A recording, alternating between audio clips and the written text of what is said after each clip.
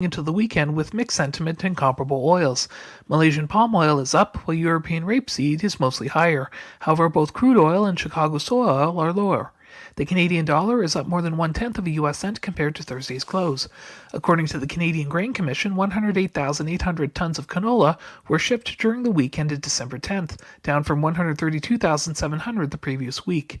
The January canola contract is down $6.70 per ton at $645 even, while the March contract is down $6.80 per ton at $657.10.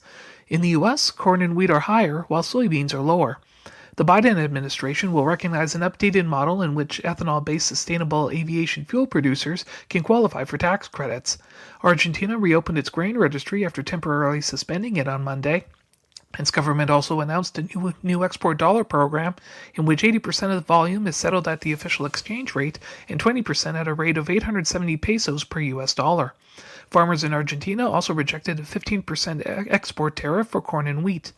Brazil's CONAB projected the country's corn production at 118.5 million tons for 2023-24, down from a record of 137 million from the previous year. The March corn contract is up 1 U.S. cent per bushel at $4.81. The U.S. National Oilseed Processors Association will release its November crush report later today, with the trade estimating an average of 186 million bushels, a 4% increase from 1 year ago. Soy oil stocks are expected to be 1.138 billion pounds.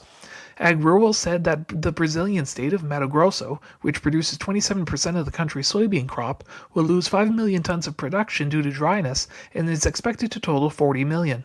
The Buenos Aires Grain Exchange said that 60% of Argentina's soybean crop has been planted with 4% of acres in bad condition.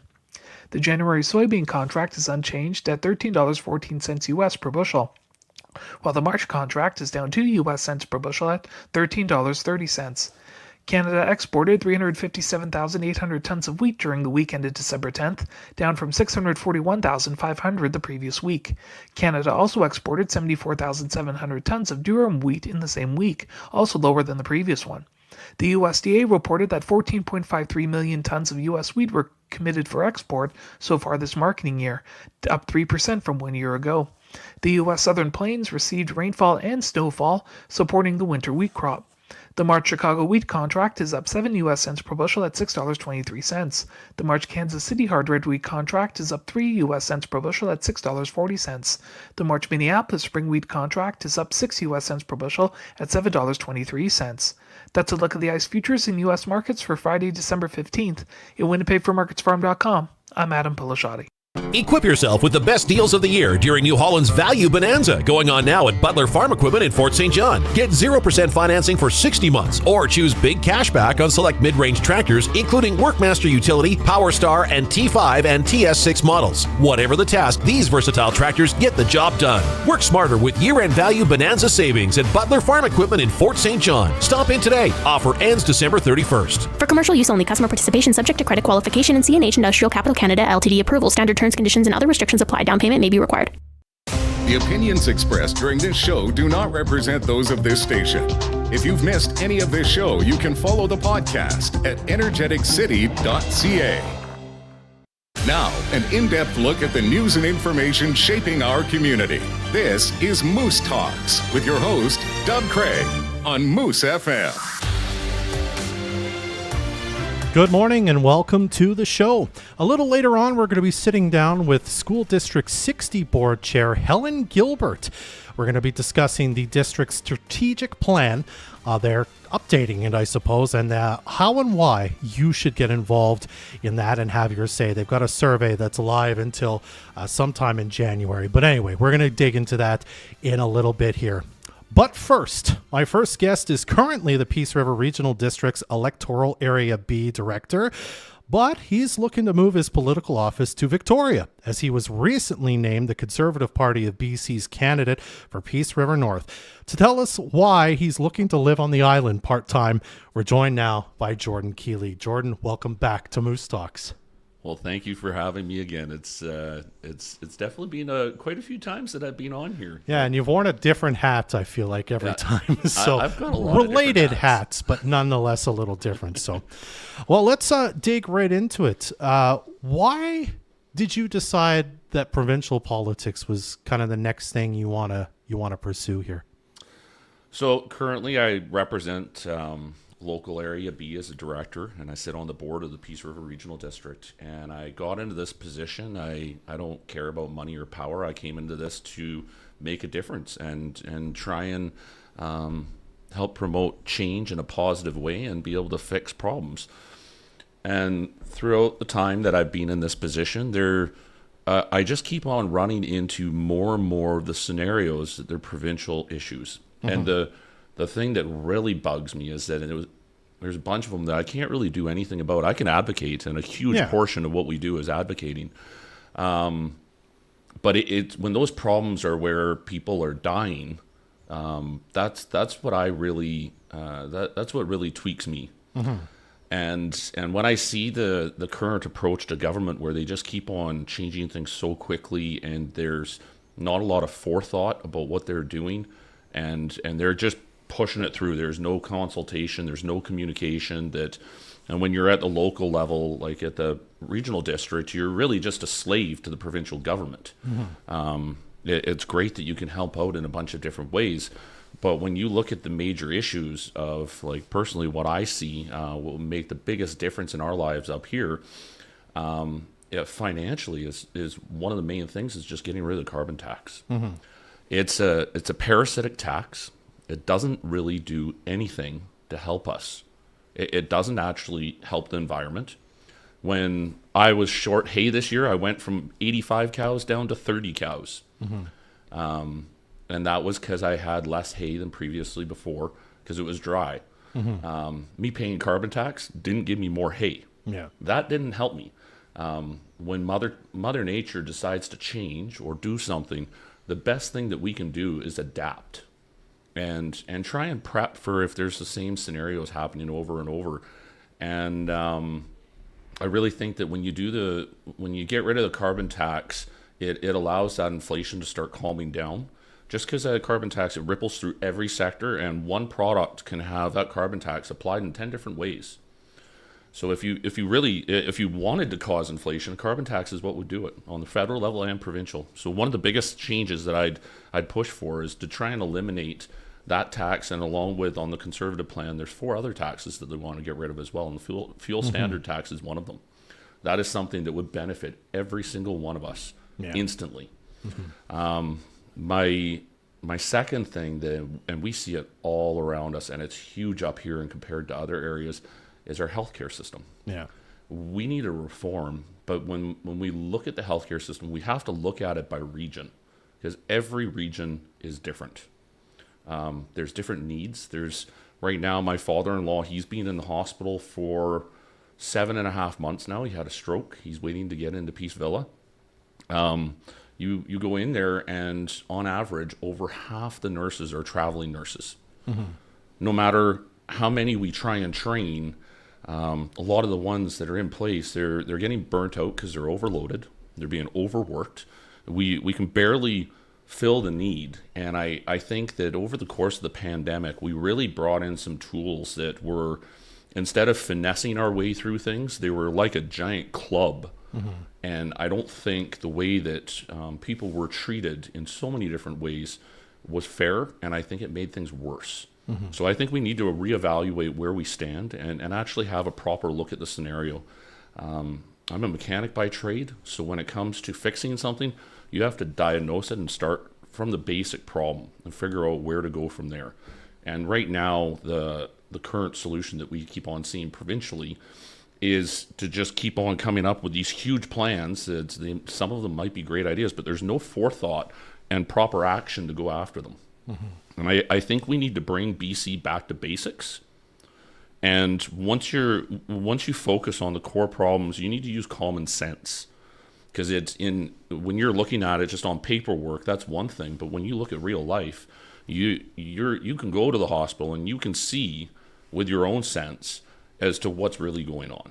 And I think that's the kind of approach that we have to start using. So even though I may not be a lawyer, I may not be a doctor, I'm not your standard politician. But what I do is that I fix things. And right now, the reason that I got into this role, 5 years ago, I never would have saw myself being a politician. I still don't like being called a politician. I think I got in it to fix things, because we see so many problems nowadays that when you look at the healthcare system, it becomes exponentially worse when you look at the drugs that are on our streets. I think those hardcore drugs, especially some of them like fentanyl, I don't think there is any application where it can be used safely except for in a hospital, because it's a percentage on a patch. There is no way that somebody could self-medicate properly. It doesn't matter what training you have or if there's safe injection. That is a poison if it is used on the streets. I don't care how you look at it, and it's probably one of the most detrimental things we've seen for lives being lost. And I think we need to recriminalize those drugs, because I really don't think there is any safe way to be able to use those. You can self-medicate with a beer. You can figure out where your limits are, but with marijuana or with fentanyl, you use it once, you're dead. Like there's a very, very fine line of how that works. For the people that are struggling, I think what we really need is a treatment system, a proper treatment system. Right now, over the course of the pandemic, we have 2 psychiatrists in town. Over the course of the pandemic, their caseload has tripled. So the people that are going through mental health issues or they're struggling with treatment, they're not getting the help that they need. We need to get them that help.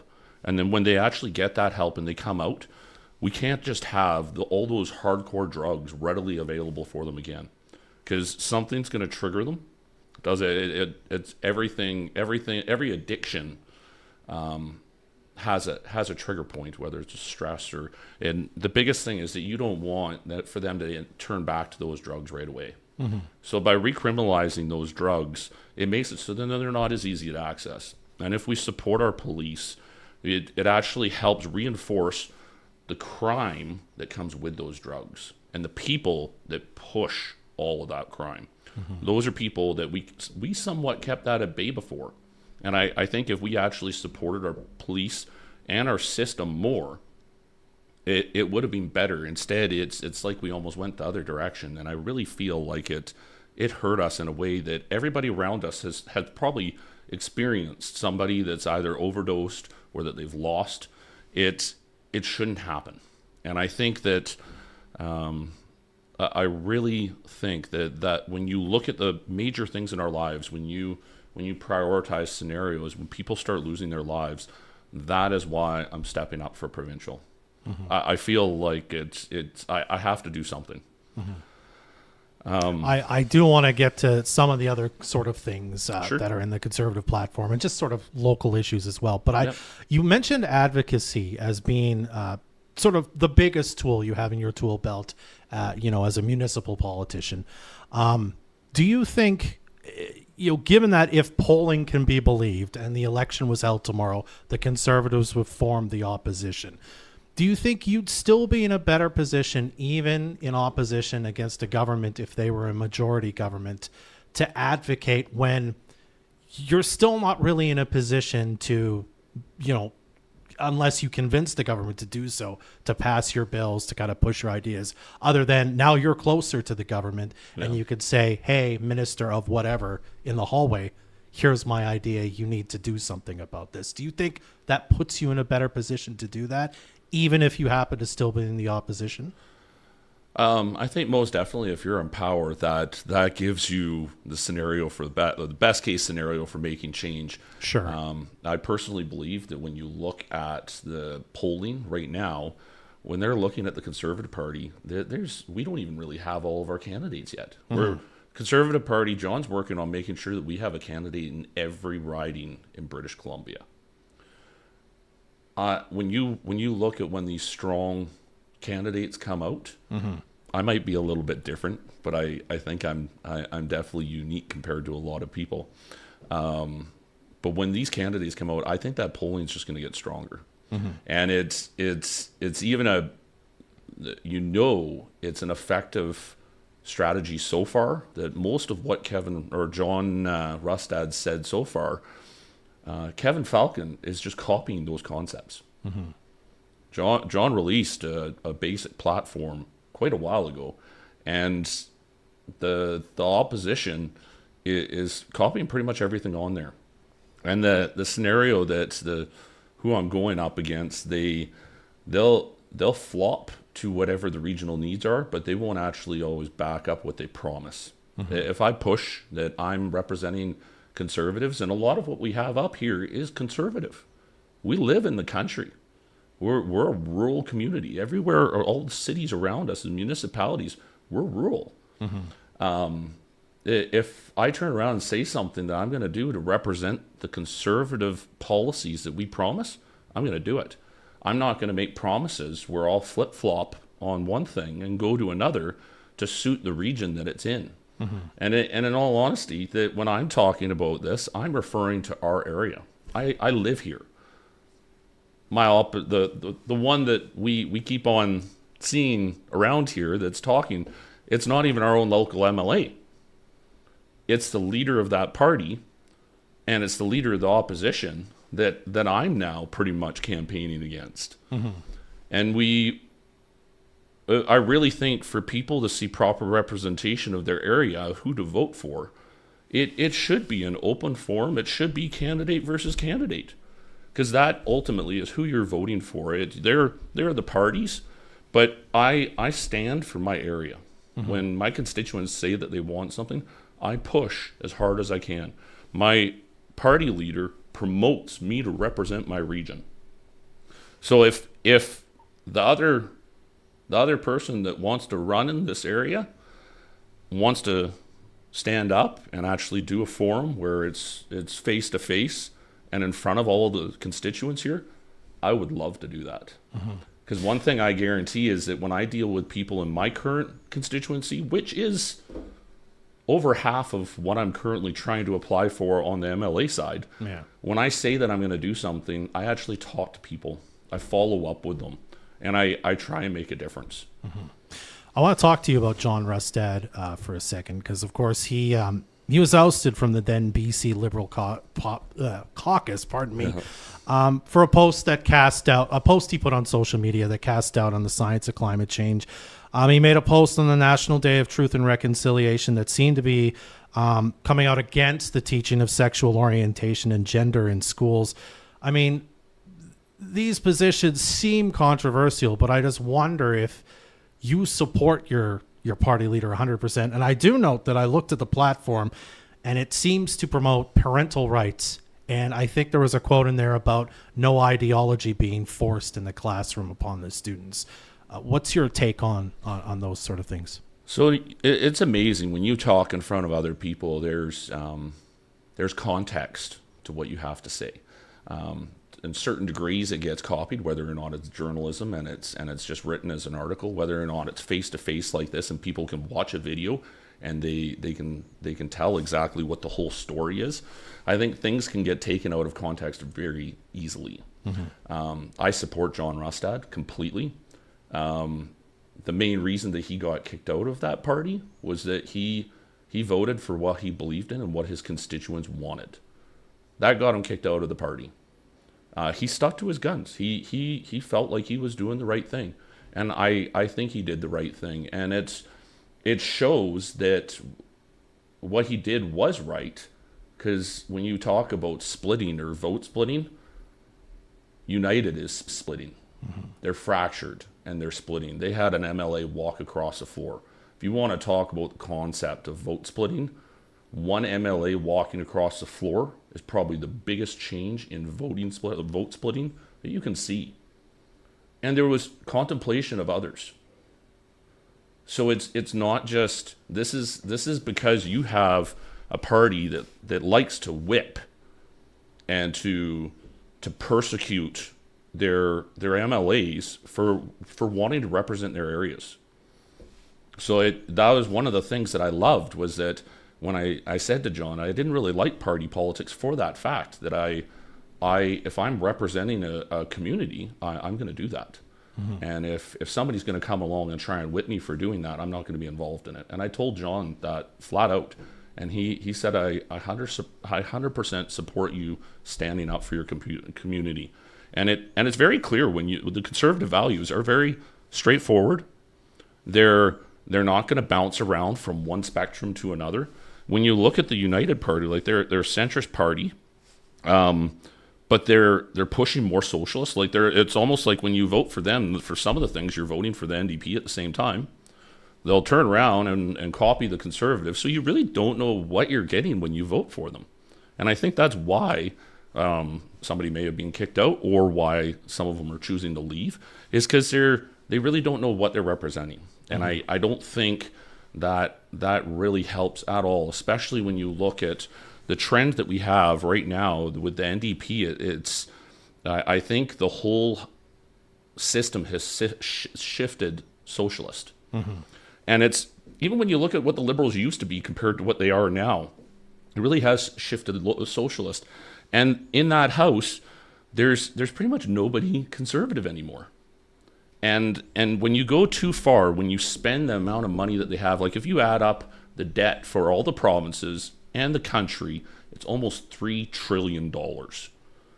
Now, my parents almost lost their house in the 80s because of that interest rate. And it's you see certain things that trigger inflation, and that when leaders get too carried away, it has to get reined in. And conservatives do an amazing job of trying to take things back to basics and fix things. And right now, we really need to fix things. I think that when we pull back that tax money, we can replace that with fresh revenues. And we see that all around here. We've got oil and gas, we've got forestry, we've got agriculture. We need to boost all of our natural resources. We can do it in a sustainable way. We can do it so then we can protect the climate as well. And we can do it in an equal manner. I think the biggest thing, that when we have more people coming into our country, you can't just stuff them all into Vancouver. They don't have the infrastructure to deal with it. A lot of their infrastructure is getting old as well. It needs to be improved. Where those people can come, and where we have a shortage in almost every sector, up here, we need people to come here. We need skilled people. We need people to come in. When they come from other countries, we need people that are skilled or professionals. Just like I have a Red Seal ticket that I can go anywhere across Canada. I like the concept of having a Blue Seal, where we can get other people, professionals from, say, other British Commonwealth countries, or if they're accredited in the right way, that we can fast track them to come here and be our doctors, or help as nurses, and help the social workers and the care aides. We need to encourage this. And I really think that when you look at it from a common sense perspective, and I was raised around common sense. I use it all the time. Some people don't have any common sense. That really helps you fix things. All right. Well, we've only got a couple minutes left, so Sure. I want to make sure I talk to you about this. The Taylor Bridge, evergreen topic of popularity around here. I mean, you even mentioned where your farm is. You drove the Cecil Lake Road to come out here this morning. You came through the coulees. Infrastructure spending. Is there a strategy that you and the Conservative Party think this will work better in us getting the government to give us the money to replace the bridge, to improve the highways around here, to make them less dangerous, both if you form opposition as an opposition member, or if you form government? Well, I'm going for government. We're going for the majority, and we're getting stronger. The more I get involved with this, the support that we have, it's huge. I think when you look at the major projects that are starting to wrap up, we need to look at some major infrastructure as well to boost the economy and get people working. And there is a lot of infrastructure to do. So when it comes to the Taylor Bridge, I've been in talks with John on that. That's one thing that is definitely a priority for up here that I'm going to push for. We had somebody on here previously that was talking about that he was going to make sure it happened for the United if they get in. Well, he was the infrastructure minister before, and it never got done. It got talked about with the mayor that we had. It never got done. He was in the position of power to make it happen, and it never got done. So when somebody comes into this area and says what they can do to help this area, or that they know best, it would be nice if they actually lived here. So it's one thing that I would like to wrap up on. I don't know how long we have, but I just wanted to say that the one thing that really motivated me to get into this was that I lost my father a year and a half ago, and it really was what pushed me and motivated me. It opened my eyes as to the state of our healthcare system. It's even down in the Lower Mainland where my dad was. It's in shambles down there too. Mm-hmm. And when I saw that loss, it really became a personal issue, and that's where this is personal for me. So you hear some people, they say, "Oh, this is just politics." No, this is personal, and I'm going to put everything I have into it to make sure that something is going to get fixed. Whether it is majority or opposition, I'm keeping it in my mind that it's majority. But if that is the one gift that I can give people up here, it's the fact that my legacy that hopefully I can leave is a better future for their children. All right. Well, we're going to have to leave it there, Jordan. But thank you so much for coming by today to talk a bit about your candidacy. I appreciate it. Excellent. Thank you very much. You're very welcome. That's Jordan Kealy, the Conservative Party of BC candidate for Peace River North in the upcoming election, which I believe is going to happen sometime around October of next year. We'll be right back to talk to Helen Gilbert, the board chair of School District 60, right after this on Moose Talks.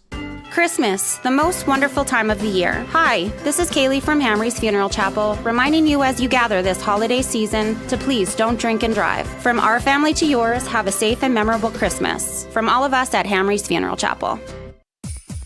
Merwin Optical's biggest sale of the year ends today. Buy one pair of glasses and get the second pair free. Specialty lenses have additional charges. Ready-to-wear sunglasses are 30 to 50% off. No brands are off limits. They direct bill to all major insurance companies, so it's a perfect time to use up your year-end use it or lose it insurance benefits and get a spare pair for yourself or a family member. Hurry! Merwin's 2-for-1 sale ends today.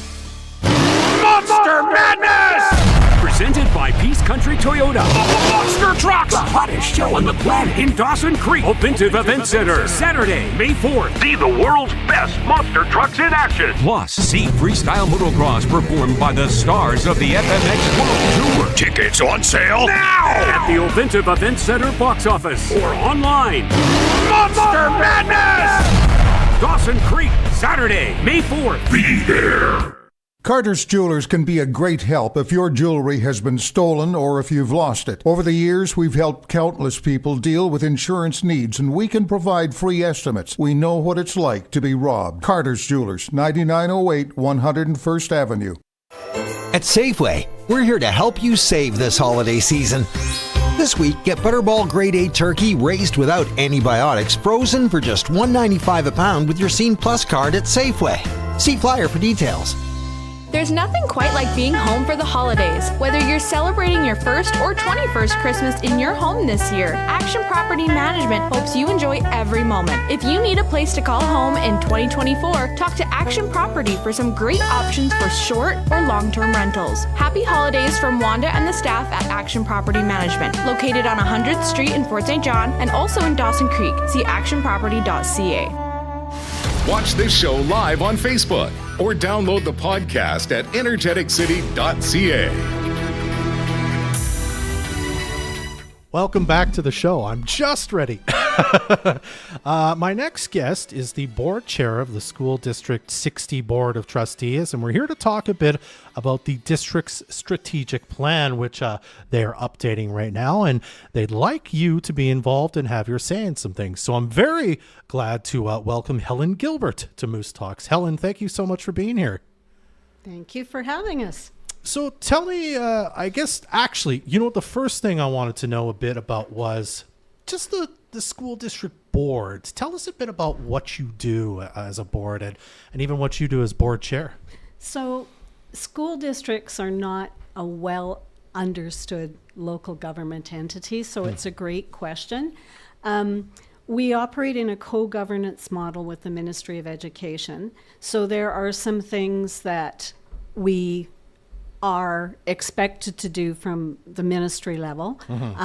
But then there are other areas where we have some local decision-making power. So we get funding for the students in our district, and we are responsible for distributing that funding to our schools and our operations and our facilities and keeping everything running.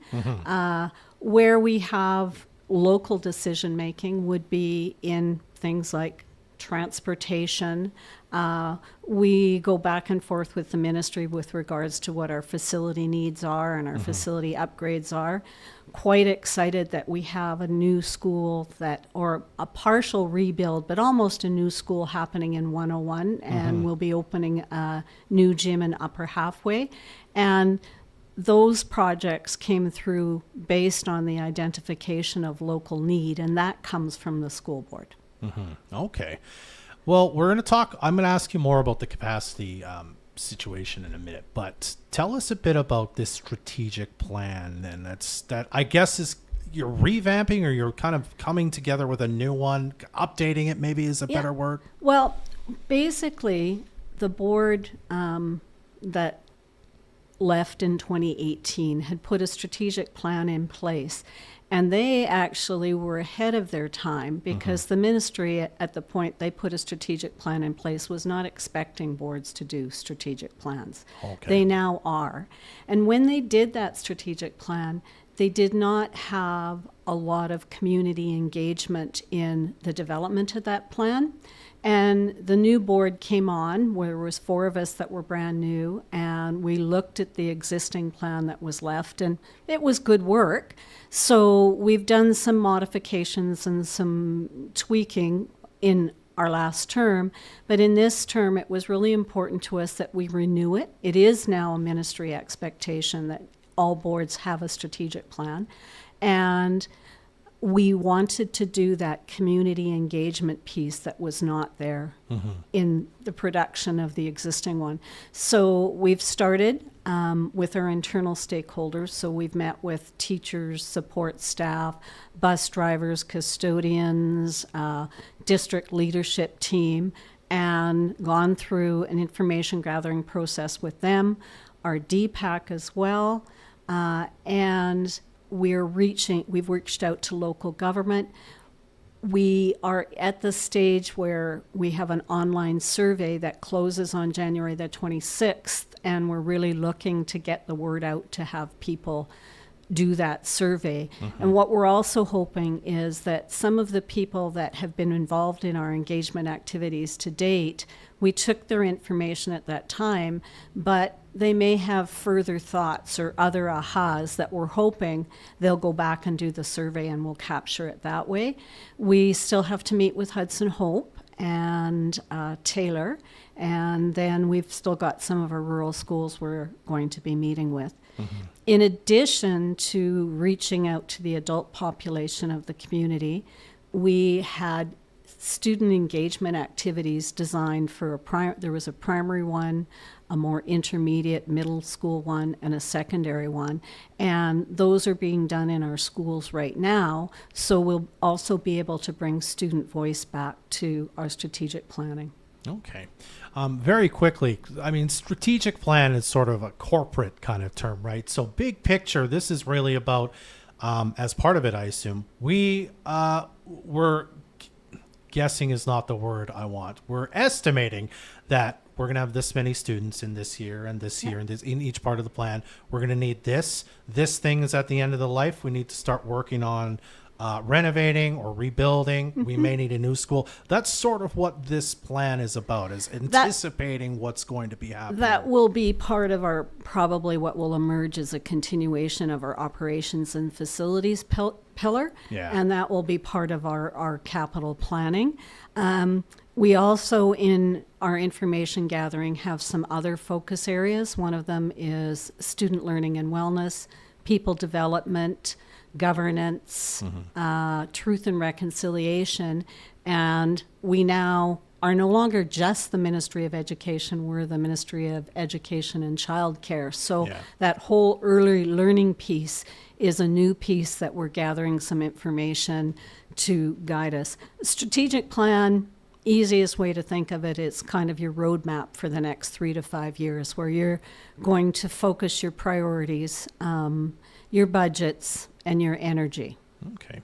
So when parents, or I suppose anyone really who lives here, whether you're a parent or not, or have students in the system, can fill out this survey, what are sort of the things you're asking them to tell you about in the survey? So we're asking for information related to those 6 areas that I just talked about. And we designed questions to help focus some attention. So, for example, for student learning, describe a time where you were really engaged in learning and you didn't want it to stop. So that we gather that information about, what are really key learning opportunities? What are the things that we need to think about? Recruitment and retention is a huge issue for us. And so in this people development, what are some of the things that would help you in your job and have you want to stay in our community is part of the focus of the questions. Governance, how are we doing? How do you know? What kind of communication would you like as a community? Truth and reconciliation, where are we at? Where do we need to go? What are our priorities? So those are the kinds of things we're gathering information for. Do you have a kind of an estimate on how long it takes to fill out the survey if you were to answer every question? I think it probably 15 to 20 minutes. Okay. But in each of those bucket areas, there is the opportunity to provide an open-ended response. So it would really depend on how in-depth you wanted to go. Okay. I just wanted to quickly ask you about kind of 2 issues that I imagine are things that would come up and discussed kind of in people's responses to the survey. Capacity issues. Of course, we hear this, I think, especially in the high school, like, North Peace Secondary School, there's lots and lots of kids there. Talk of maybe we need a second high school in School District 60. Just out of curiosity, is this something that you guys discuss at the board, and does it come up when you're talking to the ministry? We could really use funding for something like that. Right now, we submit a capital plan, and the priorities in our capital plan are based on level of need. Yeah. And I know there's a lot of talk about the need for a second high school, and it's actually an area that the board is interested in. And so at our meeting on Monday, we have a report coming back because our high school actually is not serving the same number of students that it did at one point. We've had more students at North Peace than we do right now. Wow. And so we're hearing the same thing, so it's what was different. And I know that one of the things that was different when we had more students was we operated on we had a flex block, and not everybody had a common lunch hour. So there are some things and some strategies that could be employed right now to deal with some of the things that people are talking about at the high school. So the first thing always is to gather information and see where you're at and make sure that accurate information is getting out. I know that some of the concept of there not being enough space at the high school came about because students didn't necessarily get the courses that they had requested, and it was, we don't have the capacity to offer. Well, sometimes it's not necessarily a space issue. It could be a staffing issue, or it could be there just were not enough students that picked that course that wanted to run it. The other thing we run into with the courses that we offer is students put their requests in April. That's what your timetable's built on. They come in September, and some of them have changed their mind about what they want to take, and oops, there's not space for me now to get what I want. So it's definitely an area that we're looking at gathering some information on. We ideally right now really would like to see some space expansion at our middle schools. One of the things that we discovered, Anne Roberts Young, Maury, amazing facilities, a great addition to the community, but we actually did not meet the ministry's projected growth when those buildings opened. So we took the same number of students, and now we've added them into 2 more buildings with 2 more sets of overhead and all of those kinds of things. So those become factors in decision making about adding. All right. Well, Helena, we're out of time. So where can people access this survey and fill it out? What's the best way? Our district website, www.prn.bc.ca, and there's right at the top a place that will take you to the survey. And also, if people are interested in what the board is working on and doing, you can see the minutes of our meetings there. And look forward to down the road that information that you're requesting about North Peace being there. There you go. All right, Helen. Well, thank you so much for coming by to talk to us about this day. I really appreciate it. Well, thank you. You're very welcome. That's Helen Gilbert, the board chair of the School District 60 Board of Trustees. We'll be right back to wrap things up on Moose Talks right after this. Clint Black. This Killin' Time 35th Anniversary Tour.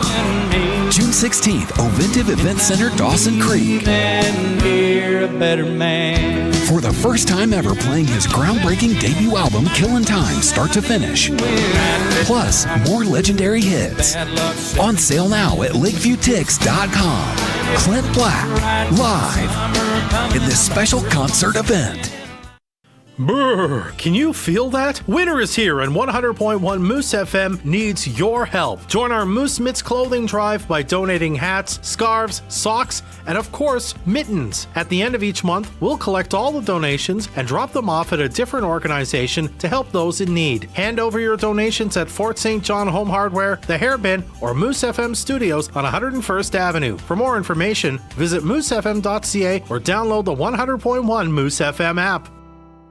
Whether you like to hit the ice together, watch movies, or make homemade pizzas, you and your family deserve a family fun night. Every month, you and your family can win a family fun night gift pack valued at $200 from the Fort St. John Home Hardware. All you have to do is head over to moosefm.ca and tell us why you and your family deserve to win. Family Fun Night is presented by the Fort St. John Home Hardware and 100.1 Moose FM. Hi, I'm Coyne from Alpine Glass. I'd like to thank all of our wonderful customers, friends, and family for another great year. We look forward to seeing you and providing only the very best customer service and products like we've been doing since 1981. We hope you take the time this holiday season to relax with your family and friends. And remember, for all your glass needs, from windows and doors to windshields, Alpine Glass has got you covered. We are the clear choice for contractors and homeowners alike for professional, timely glass services. Happy holidays from all of us here at Alpine Glass. At Peaceful Pages, not only will you find a large selection of Bibles, devotionals, and faith-based books, but they also carry a collection of Christian clothing, home decor, giftware, and jewelry. Peaceful Pages Christian Bookstore, open Tuesday to Saturday at 101 Avenue, Fort St. John. Our community first. This is Moose Talks with Dub Craig on Moose FM. Big thanks to our guests today, Jordan Kealy and Helen Gilbert, for joining us. You can make sure you stay up to date every morning with local news delivered straight to your inbox. All you got to do is head over to energeticcity.ca/newsletters and sign up for the newsletter right now. You can also sign up for the Peace Politics newsletter as well to find out more about municipal government politics as that goes on. All the newsletters are available for you to sign up to right now over at energeticcity.ca/newsletters. That's our show for today. Jordan Prentice and Trey Lopashinsky are the producers of Moose Talks. I'm Dub Craig. Be well. Join us next Friday at 10 a.m. for another episode of Moose Talks, a weekly talk show about Fort St. John and the North Peace.